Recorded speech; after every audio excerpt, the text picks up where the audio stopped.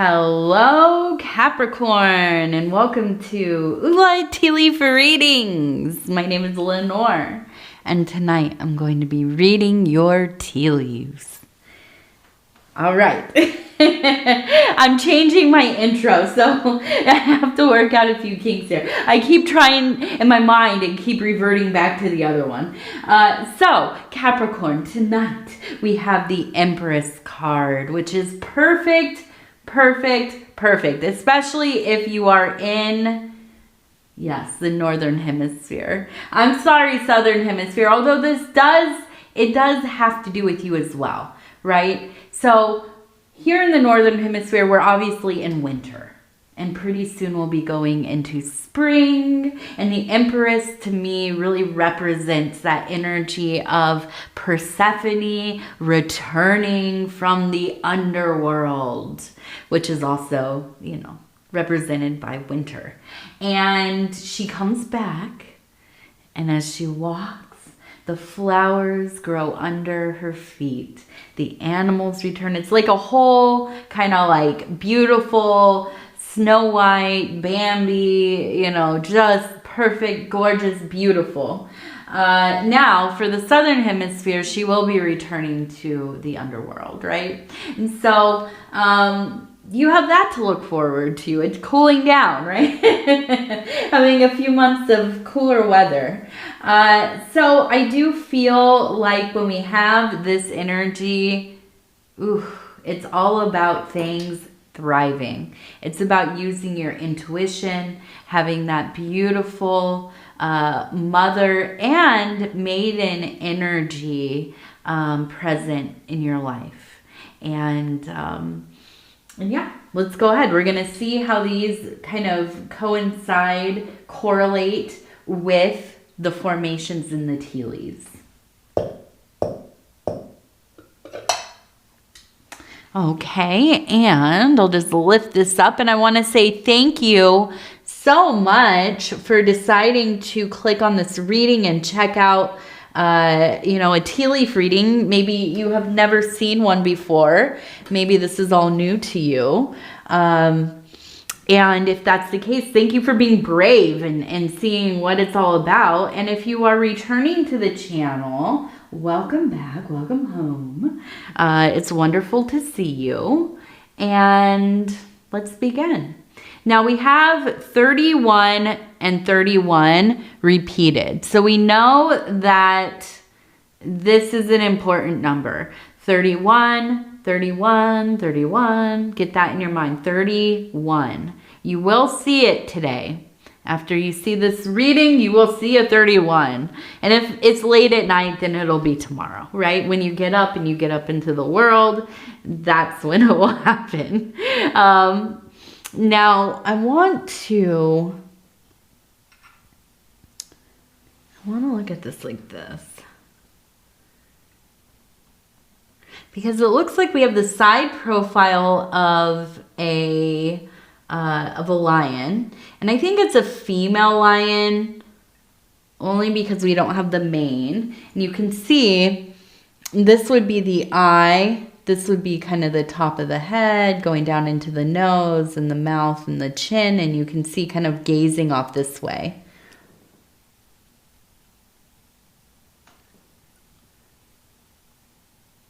Now,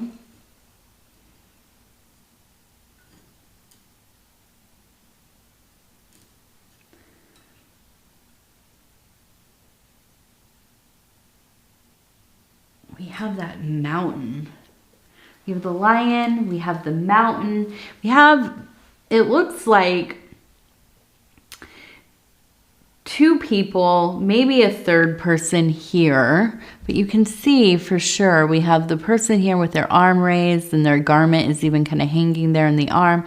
Over here we have another person who looks like they have maybe a shawl on and they're lifting their arm up and it looks like they're building, maybe adding on to something. We also have MI, which would be the Roman numeral for 1001. So 1001. So that is also an important number. We have a key down here. So I feel like what we have going on is something that you've been working on with maybe your spouse, your partner, your companion. Maybe it's your best friend, your roommate, somebody that is a little closer than most people, right? Like this is somebody who you share a life with.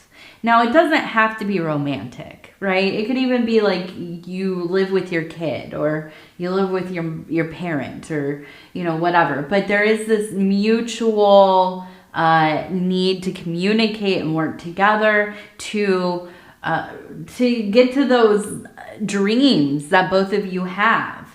And so I do feel like there's something about either working on the house, fixing some kind of problem together. Maybe it is that you are remodeling, or maybe you're even looking for a new home, right? A new place to live. Maybe it's in a new town or, whatever. You've run into some problems.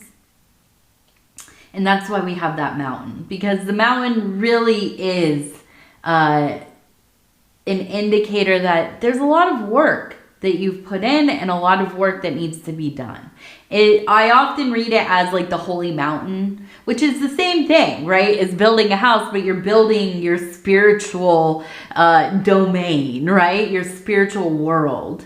And so I feel like it's probably somewhat financial, but I almost kind of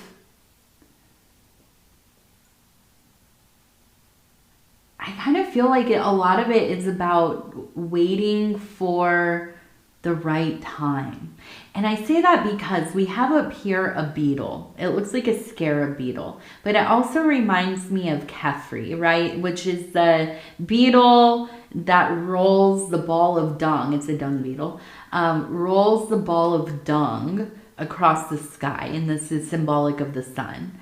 And so changing the different stations of the sun in the sky. And what does that mean? The different parts of the sky, right? So early in the morning, we know it's low on the horizon and it lifts up and it's going up, up, up, up, up, and then it hits its peak. It's at high noon. Which, interestingly, something I learned not that long ago is high noon doesn't actually mean 12 o'clock or, noon, the middle of the day. No, it's just when the sun is in the highest part of the sky. So it could be at a different time. I did not know that. So anyways, that's interesting.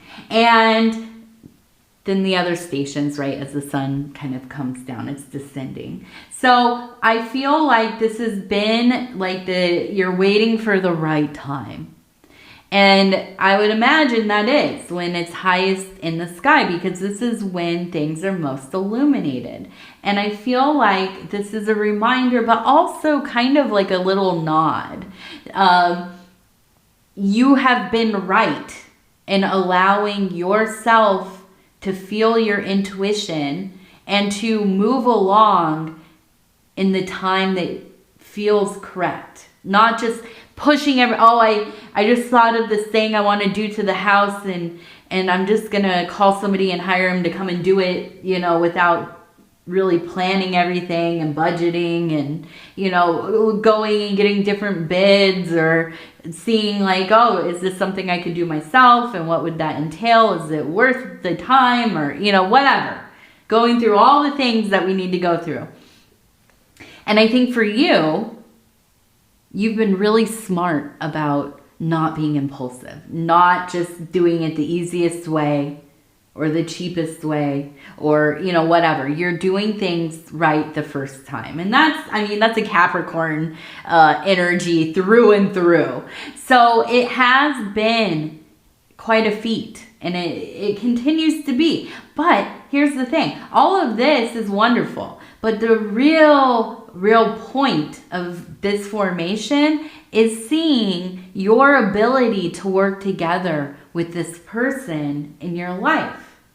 This leads me to believe that you are truly partners. There is a respect and a trust and a love that maybe you'll never have again with anybody else, right? I think, you know, if you're, you know, a woman of, you know, around my age, 40, I think I'm 40. No, I'm 39. Or 40 maybe. I don't know. I've been saying I'm 40 since I was like 35. I just thought I round up. So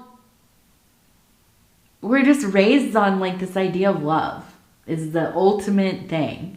I mean, love is, right? But I mean romantic love. That's it. That's what our lives are about. Finding Prince Charming. Everything I consumed for most of my life has been in some way related to, right, romance. And I feel like for you,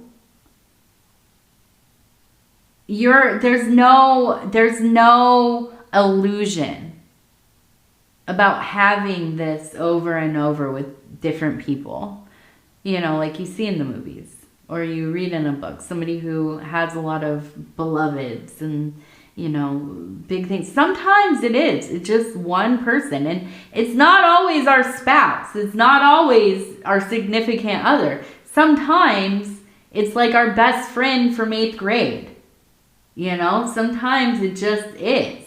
And sometimes it's like, you know, somebody you meet when you're 65 years old and you're on vacation somewhere and you start playing pinochle together and you find this person who just absolutely speaks the same language as you, right? And that's your person. So whoever this is, I feel like you can do anything with them. You could accomplish anything with them. So lean into this relationship. This is important. This is an important relationship.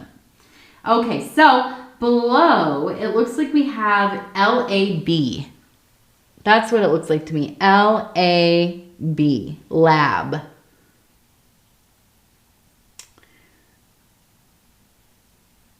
Oh, and I wanted to say, I forgot, because the mountain is the lion. I feel like maybe your person might be a Leo. Or they just have a really lion energy, or they have features like a lion. Somewhere in there. It's very cat-like.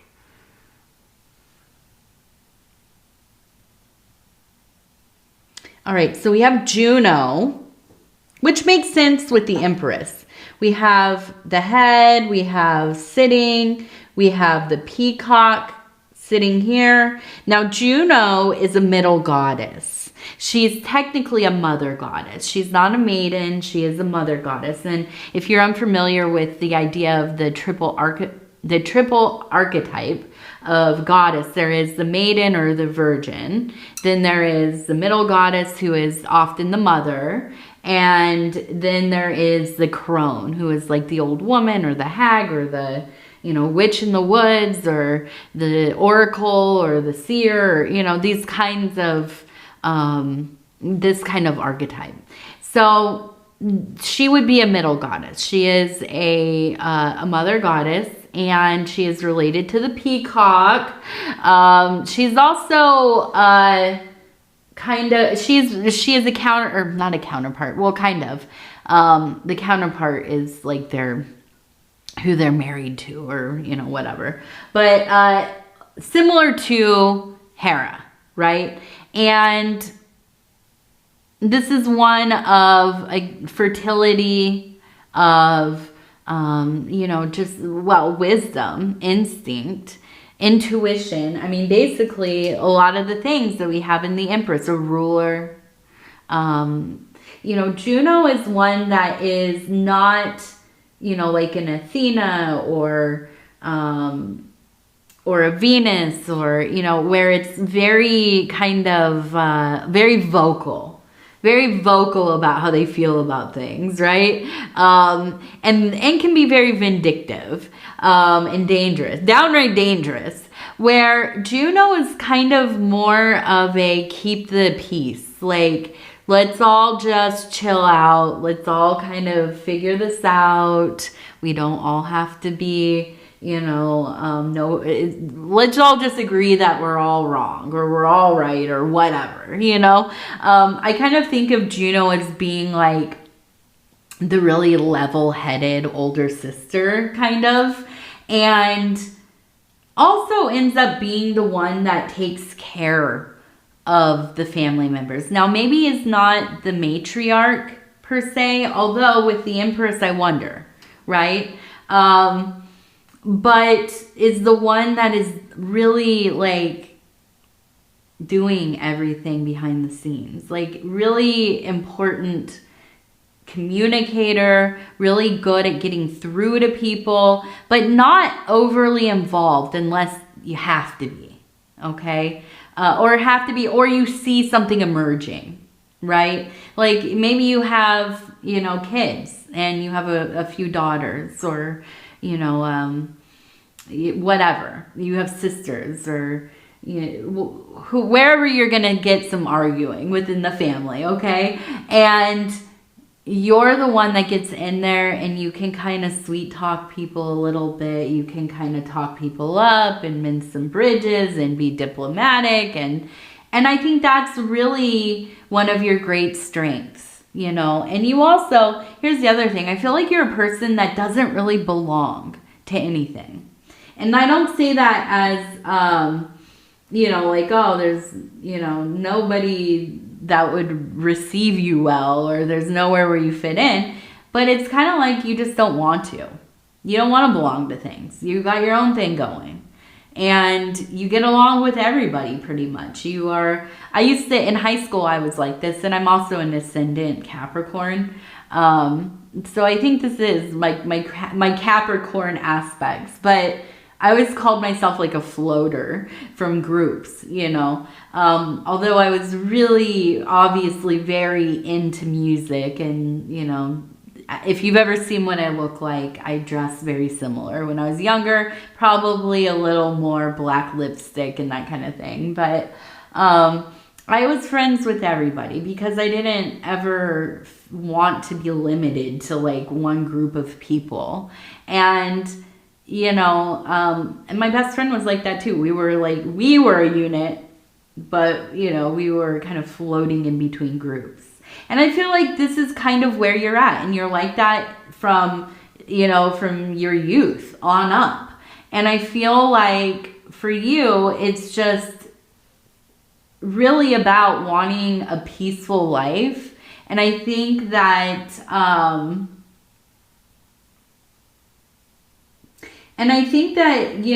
think it's all about kind of avoiding the catastrophe of drama that could... I feel like you come from a family that is very involved with each other, right? And there is potential for these big, long, like family wars to break out. And I really, I think it's kind of just been your place. And of course, nobody's maybe put you in that place, but I feel like it's one where you really excel. And so I don't know if this is being mentioned in the reading because of something happening, or if this is kind of a confirmation. But I'm looking at this and it looks like it says Leanr, but I feel like it's actually learn, where the N and the R would turn. So I feel like it's like you're going to learn. There's something you're going to learn here. A lesson to be learned from this situation that is arising. But I do feel like you get into this mode of mediator, of having to be diplomatic. And I turn this and immediately I'm like, what the heck? Okay, so we have Hermes right here, or Mercury. And below we have a fishing pole with a fish on it. And you can see right up here with the ears. Who is that god that has the little claws? Like the little crab ones on his head? I think it's Oceana. or Oceano. I don't know. I have to look that up. But there is a god that has the little crabs on his head. I was looking at a mosaic of him and his wife not that long ago. And maybe she is Oceana. I can't remember. But this is definitely Hermes in my mind. And we also have the trident. We also have the fish on the hook, on the fishing pole. So to me, this like swiftly turns from being in this like family complication to an opportunity to be making money. And it's quick because it's Mercury. Mercury, the metal symbol or the metal affiliation for Mercury is Quicksilver. So it's fast moving, okay? Quickly forming and reforming and forming again and unforming and reforming, you know. So it's quick. And with the fish on the fishing hook or on the fishing pole, that tells me that you're going to have resources coming in. That fish is the money. And with the trident is the most powerful, supposedly, the most powerful symbol in the whole universe, right? So you have that power behind you. You're working hard. Things are going to start aligning. They're going to feel like for a moment, everything is going to get out of control. You get that fear, like, oh no, not again. Everybody's going to start fighting here. Oh my gosh. And then suddenly you have an opportunity. So watch out for this. It's going to happen quickly. Now, we also had that key way back here, the key. And it is the key to it all. It's going to end up being the key to it all.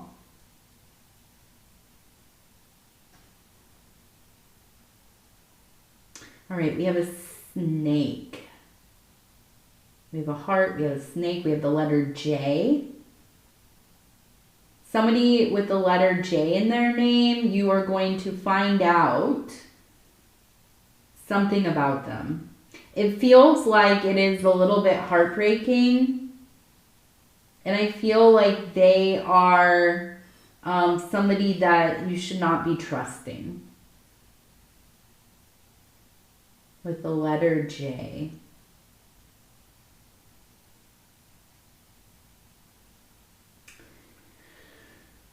On the other hand, it feels like you are in communication with a Taurus person, and this person I feel like is important because you're talking through things with them.